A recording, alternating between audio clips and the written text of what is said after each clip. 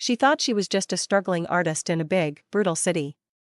But after a messy breakup and one unforgettable one-night stand, she finds herself pregnant and deeply, dangerously connected to a man who shouldn't exist. Part 2, the rogue wolf, brown, scrappy, foaming at the mouth, lunged. Ethan met him midair. The sound of them colliding was something primal. Bones, snarls, claws tearing furniture like paper. I ducked lower as they slammed into the kitchen island, marble cracking under their weight. I had no idea what to do. No weapon. No plan. Just me, in leggings and socks, in the middle of a werewolf death match. Think, Lily, I muttered. You binge-watched 6 seasons of supernatural drama. You were born for this moment. The rogue wolf slammed into the far wall. Ethan followed, pinning him, teeth at the other wolf's throat. The rogue whimpered, struggled, and then managed to slash Ethan across the shoulder. Ethan growled. Blood hit the floor. Oh hell no, I said. I grabbed the nearest object, a cast iron pan, and sprinted over. Ethan was locked in, holding the rogue down. Move. I yelled. He yanked back at the last second, and I swung. The pan hit the rogue in the side of the skull with a sickening clang. The creature yelped, and then bolted, stumbling through the broken window, disappearing into the trees. Silence, just the sound of Ethan's heavy breathing and my pan clattering to the floor. Then, slowly, his form shifted again, fur retracting, bones rearranging, muscles smoothing out. In seconds, he was human again, naked, bleeding, and very, very serious. Okay, I said, not looking directly at his chest, or abs, or basically anything south of his neck. That was something. He winced, touching his shoulder. You okay? I just assaulted a werewolf with a skillet, I said. So no, I'm not okay. But also, yes, because apparently I'm awesome under pressure. He laughed, actually laughed, and then winced again. Sit, I said, grabbing a towel and tossing it at him. Before you bleed on your fancy rug. He sat. I pressed the towel to his wound. You didn't hesitate, he murmured. You were getting mauled, I said. What was I gonna do? Not help? His eyes met mine. You're braver than you think. I shrugged, feeling weirdly proud. I hit things. It's a talent. Lily, he said seriously, they'll be back. That was a warning. Great, I muttered. Love a good warning mauling. I need to get you somewhere safe, he said. Tonight. You have a werewolf bunker or something? I asked. Something like that, he said. My pack. My land. You've got a pack? I asked. He nodded. And it's time you met them. I swallowed hard. Okay. Just, give me 5 minutes to grab my emergency anxiety snacks. He smiled, and for the first time since this insane night began, I smiled back, because yeah, life just turned into a horror fantasy action movie with kissing, but I had a skillet, and apparently? That was enough. You sure they're not gonna, I don't know. Eat me? I asked, gripping the seatbelt as Ethan drove way too fast down a winding forest road in his sleek black Jeep. They don't eat people, he said. Usually. Usually? I asked, wide-eyed. He smirked. That was a joke. Kind of.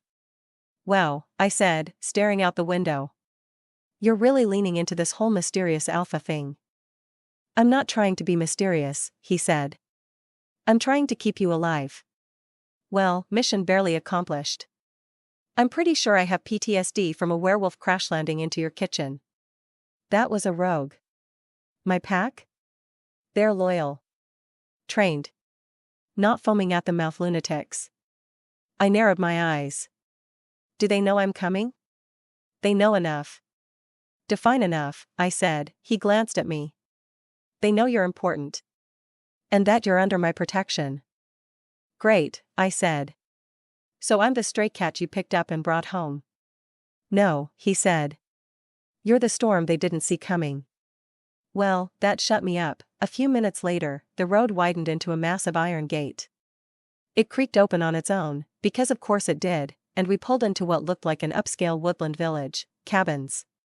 Stone houses. Training fields. A bonfire pit the size of a swimming pool. It was like summer camp for gorgeous people who could snap your neck with one hand. Ethan parked. I got out slowly, my boots crunching on gravel. The air here felt different, thicker, warmer, charged, and then they came out, a dozen of them.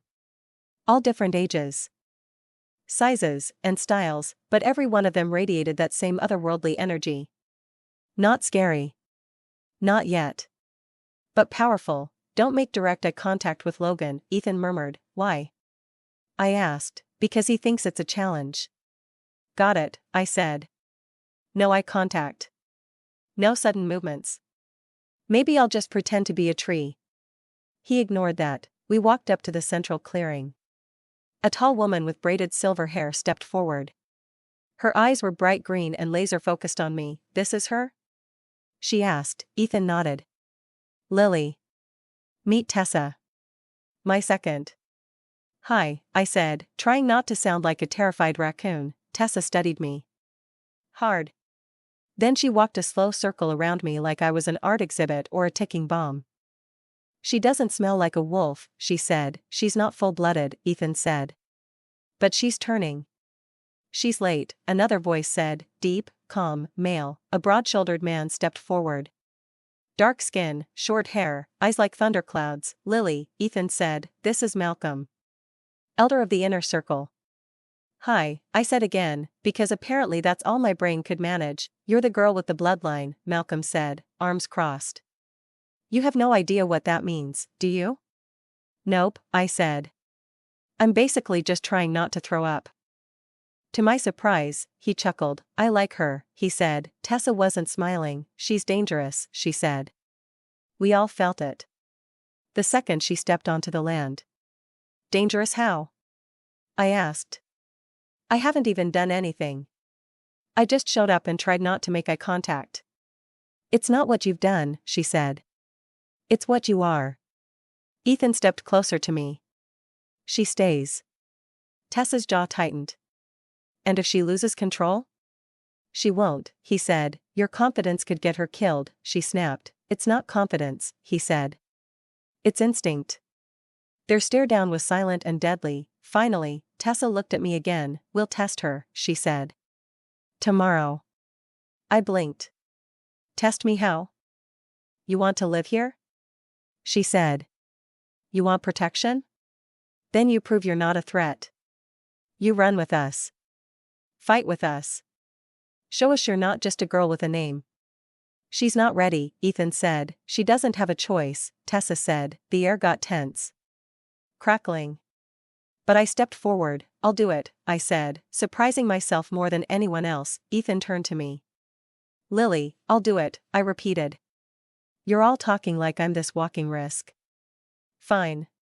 Then let me show you I'm not. Malcolm smiled. She's got fire. Tessa nodded. Sunrise. Don't be late. The crowd slowly dispersed. Ethan looked like he wanted to both hug me and yell at me. That was reckless. He said, that's becoming kind of my thing, I said. Besides, if I'm gonna survive in this world, I better learn how to run with wolves. You sure about this? He asked. Nope, I said. But I've got you. And a pretty decent swing with a frying pan. He smiled. You're something else, he murmured. I'm starting to think that might be true, I said. And as the moon rose high over the Pax land, I realized something important. I wasn't running anymore, no? I was running toward something, even if it scared the hell out of me. Sunrise came too fast. I barely slept.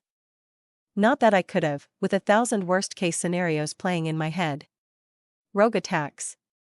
Pack politics. Unexpected full moons.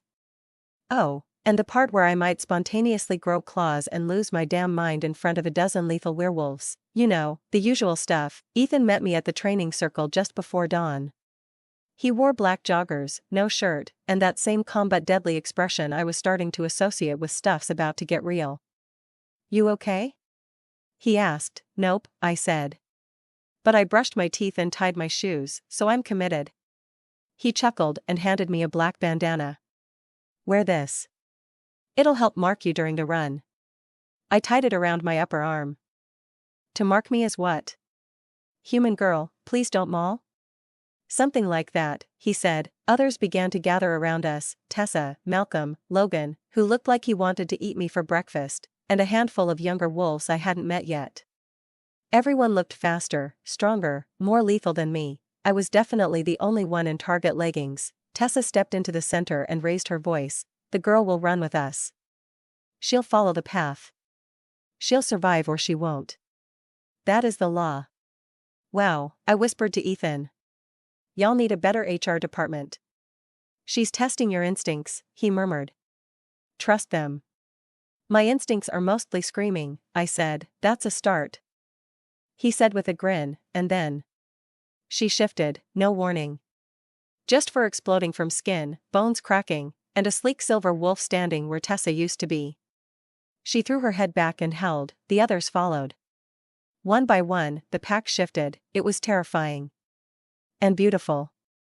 And primal in a way that hit something deep in my chest. Ethan turned to me. You ready? No, I said.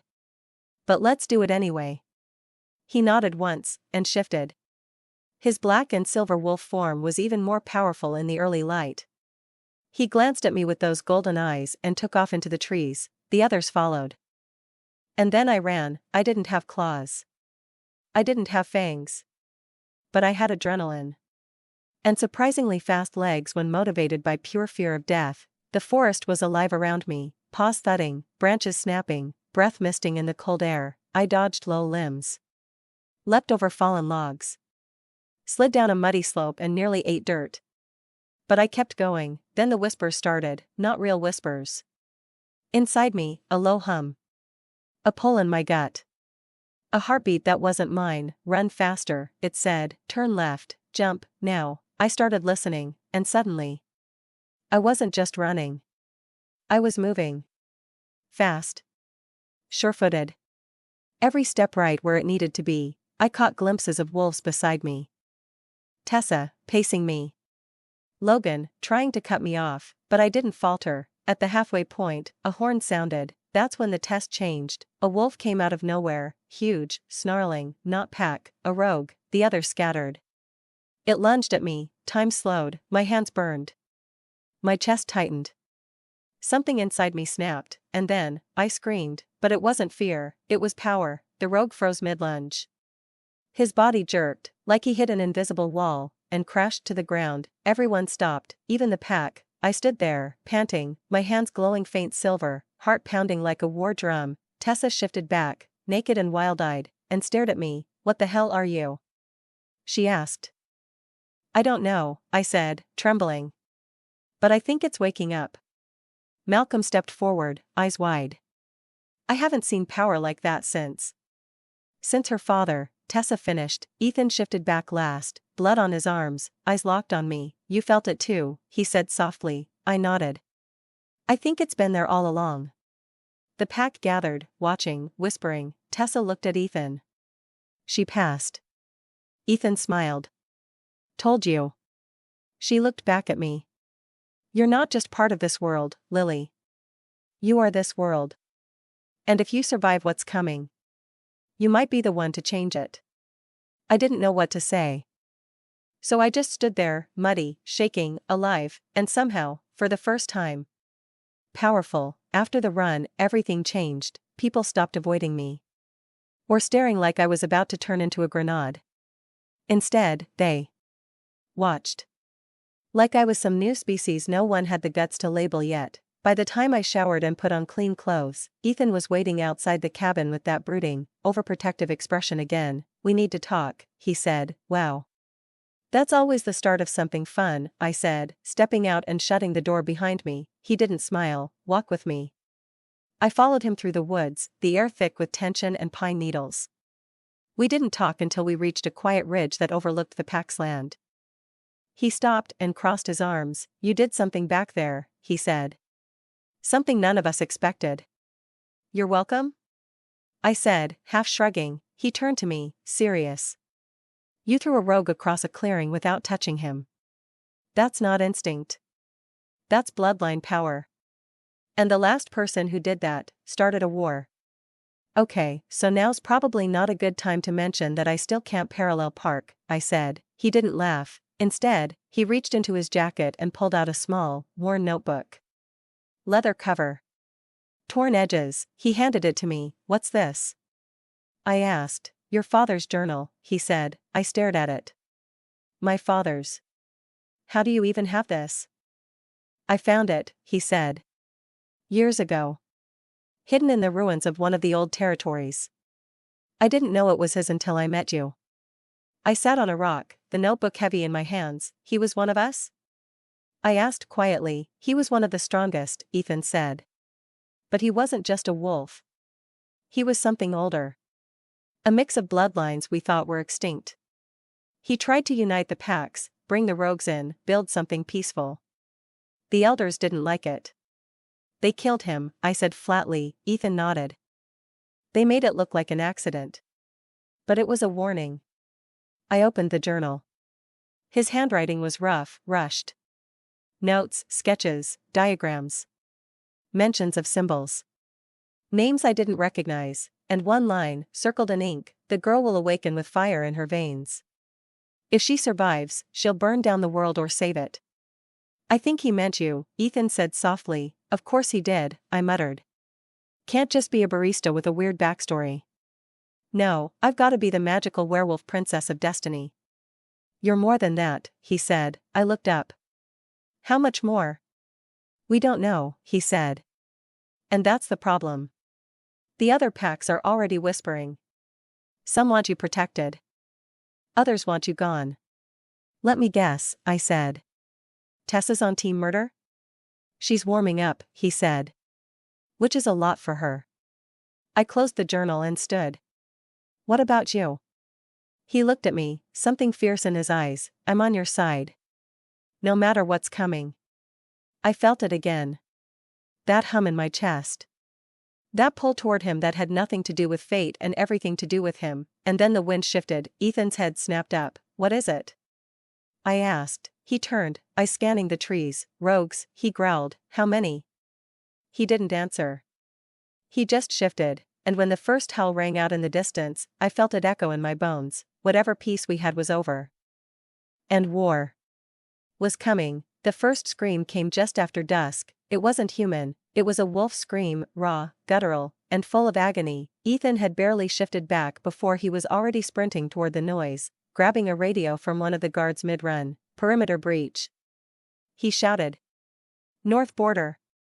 I need backup, now. I took off after him. Lily. He barked over his shoulder. Stay back. Yeah, that's cute, I said, running harder. But no. We reached the northern ridge in minutes.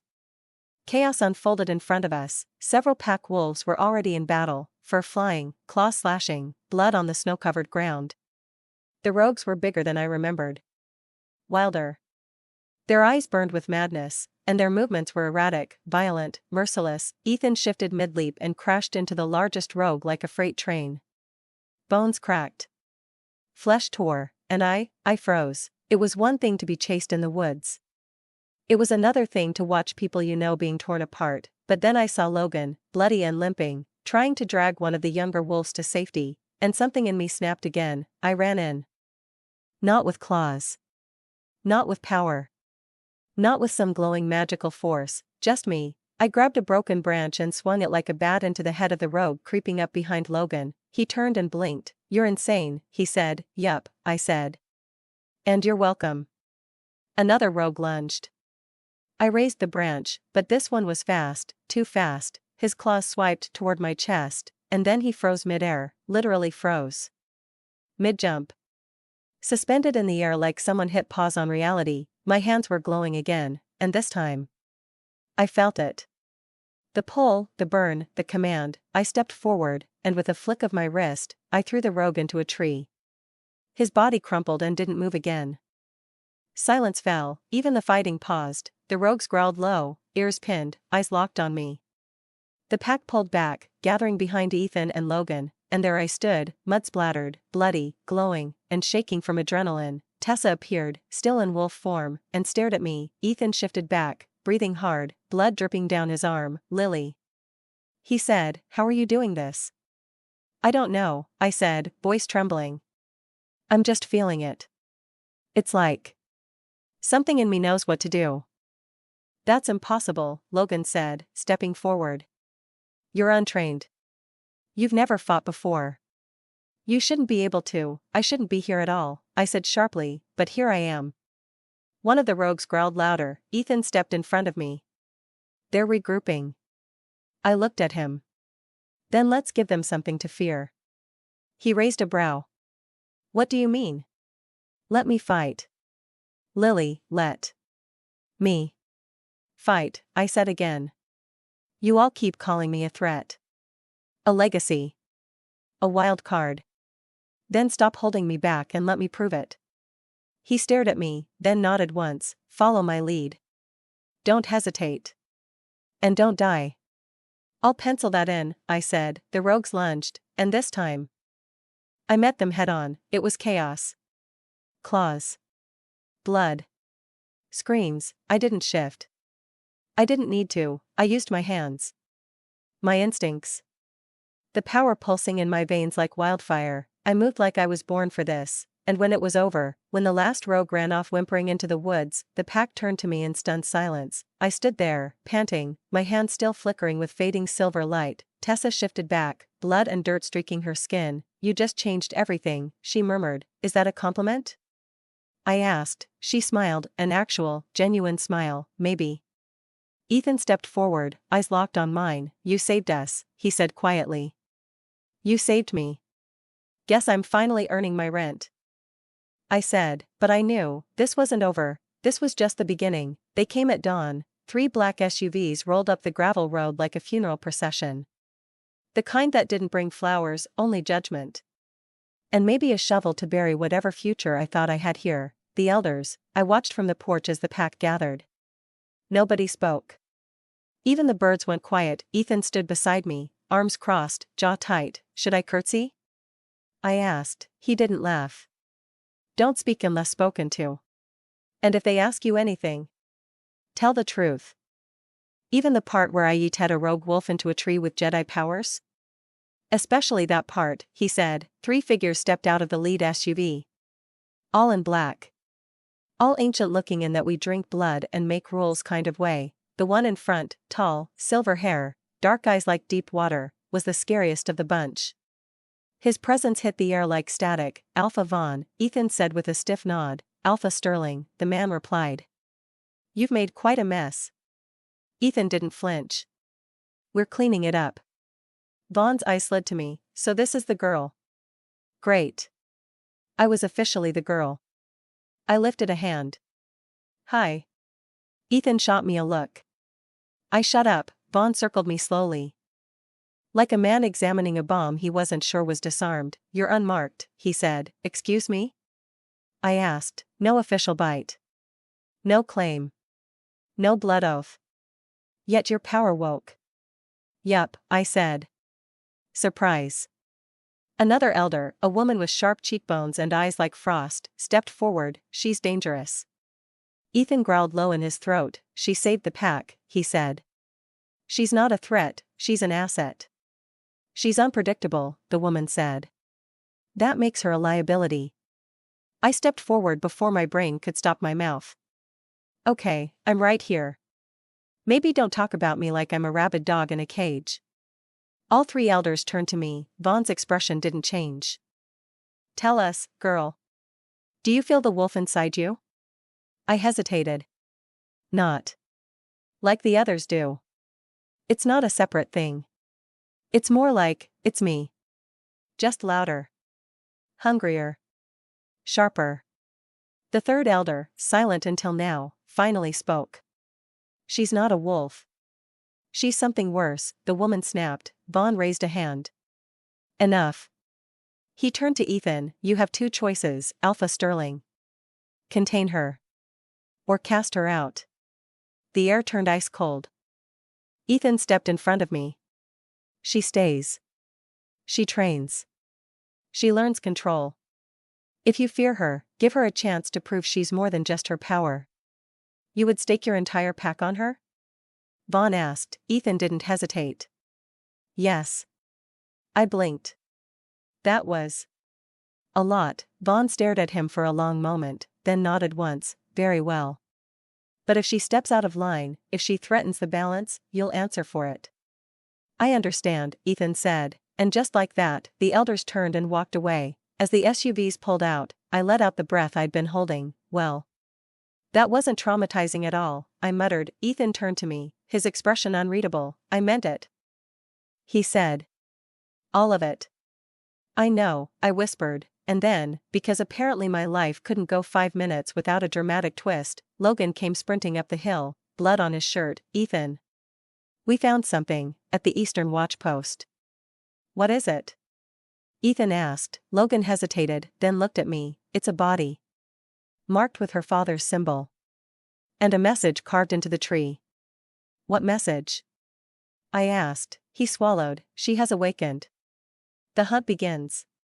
The morning fog wrapped the forest like a shroud, swallowing sound and light. Every breath I took felt heavier, like I was breathing in old ghosts. The message carved into the tree wasn't just a warning. It was a challenge. She has awakened. The hunt begins. The word stabbed at me. Who was hunting me? And why? Ethan stood beside me, eyes sharp as knives. We need to move fast, he said. If they're bold enough to leave this here, they're already inside our borders. Logan knelt near the body at the eastern watchpost, a man I recognized from the rogue sightings, but something was off. His throat wasn't torn by claws. It was clean, sliced. Precise. Professional. This wasn't a rogue attack, Logan said grimly. This was a message. From someone who knows what they're doing. Someone who knows my father's symbol, I whispered. And me.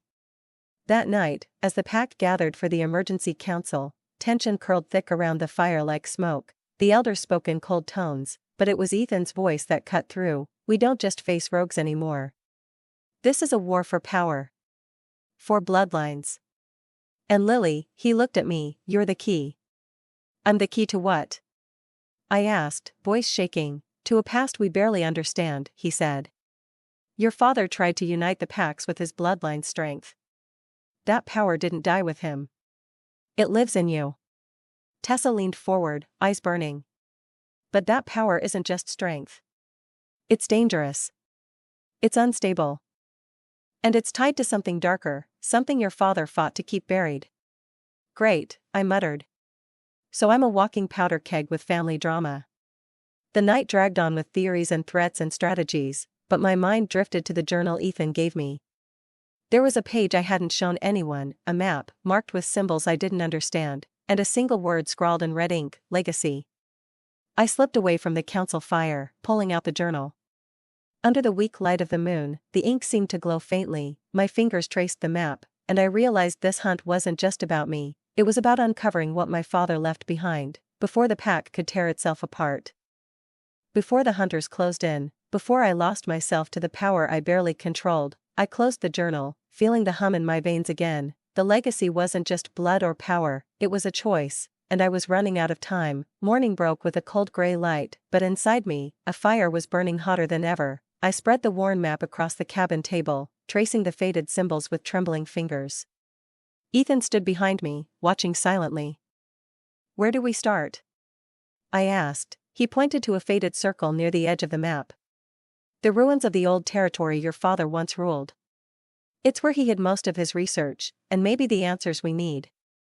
I swallowed hard. The thought of stepping into my father's shadowy past made my chest tighten. Is it safe? Safe? Ethan scoffed.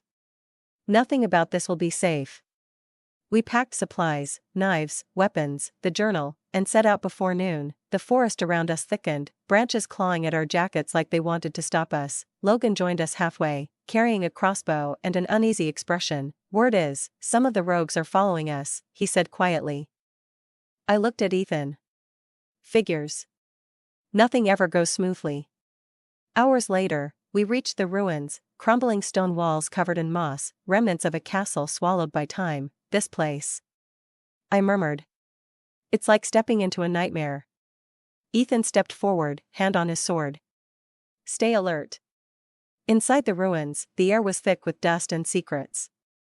The journal led us to a hidden chamber beneath the main hall, I pushed aside a loose stone, revealing a narrow stairwell winding down into darkness. After you, Ethan said. We descended, the air growing colder, the silence heavier. At the bottom, a cavern opened before us, walls etched with strange symbols glowing faintly. In the center, a stone pedestal held a sealed box, carved with my father's symbol. I reached out, heart pounding. This is it, I whispered. Ethan's voice was steady.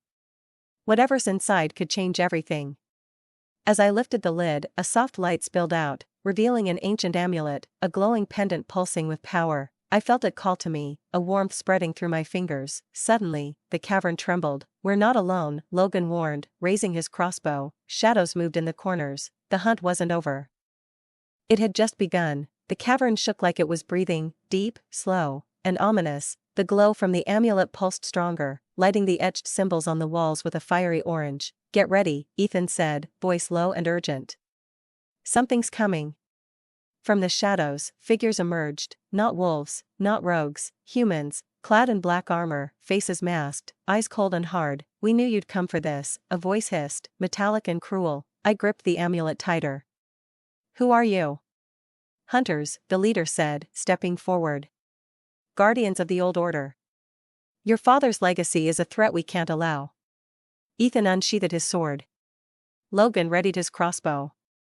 I raised my hands, feeling the power thrumming beneath my skin. Then let's make sure you don't stop us, I said, voice steady despite the fear curling in my gut. The fight erupted like wildfire, steel clashing, bolts flying, magic sparking through the cavern. I focused on the power inside me, shaping it into shields and strikes, moving faster than I thought possible. Ethan fought like a whirlwind beside me, every swing precise, every move calculated. Logan's bolts found their marks, felling attackers before they could close in, but there were too many. One hunter lunged at me, blade aimed for my heart. Time slowed. I raised my hand, and a blast of silver light knocked him back, crashing into the wall.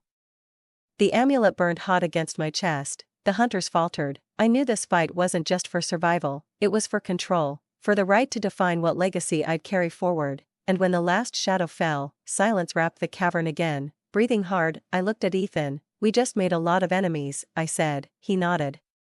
And they're going to come back. I touched the amulet again. This is only the beginning.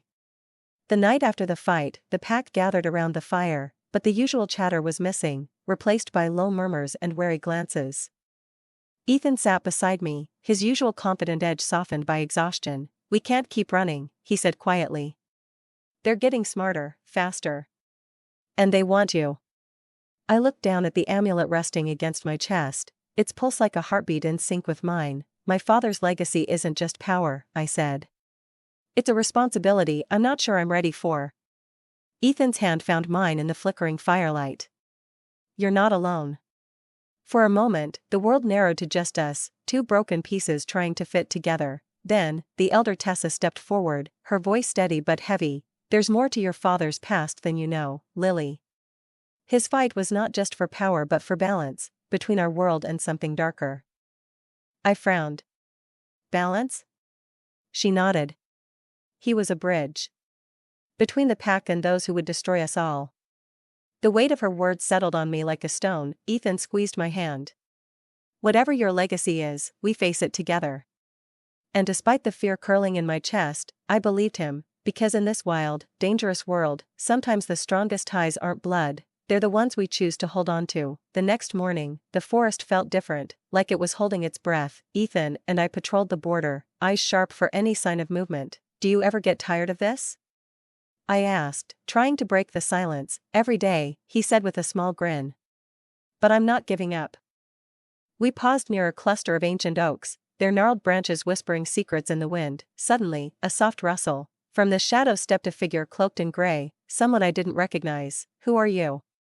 Ethan asked, hand on his sword. The stranger lifted her hood, revealing sharp eyes and a sly smile. I'm here to help, she said.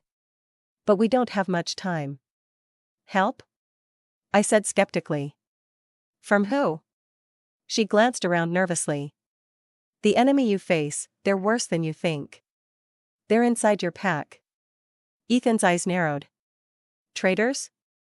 She nodded. And if you don't act soon, the legacy your father left will be twisted beyond repair. I felt the weight of those words settle deep. The hunt wasn't just outside anymore, it was in our midst, and trust? That was the most dangerous game of all. The full moon hung heavy in the sky, casting silver light over the pack's clearing. Everything felt charged, like the air itself was waiting to snap. Inside the meeting hall, faces I trusted stared back at me, but I couldn't shake the cold feeling crawling up my spine. Ethan stood beside me, silent but alert. Tessa spoke first, her voice low. "We've confirmed it. Someone close to us has been feeding the hunters information." A murmur ran through the room. "Who?" I asked, heart pounding. Before anyone answered, the door slammed open. Logan burst in, breath ragged. "It's Rowan." A hush fell. Rowan, the second in command, loyal for years. "The brother I thought I could trust. He's been meeting with the hunters," Logan said. "Planning to hand you over." I felt like the floor dropped away. Ethan's jaw clenched. "Where is he now?" "Gone," Logan said grimly. "But he left something behind." He tossed a folded note onto the table. I unfolded it, eyes scanning the jagged handwriting. "She is power no one should control. We will take what is ours, by blood or by fire." The room erupted. Tessa raised her hand. "We have to act. Before the hunters strike." Ethan grabbed my hand, his grip fierce. "We'll stop him. Together." But the betrayal cut deep, because sometimes, the closest wounds come from those you never expected.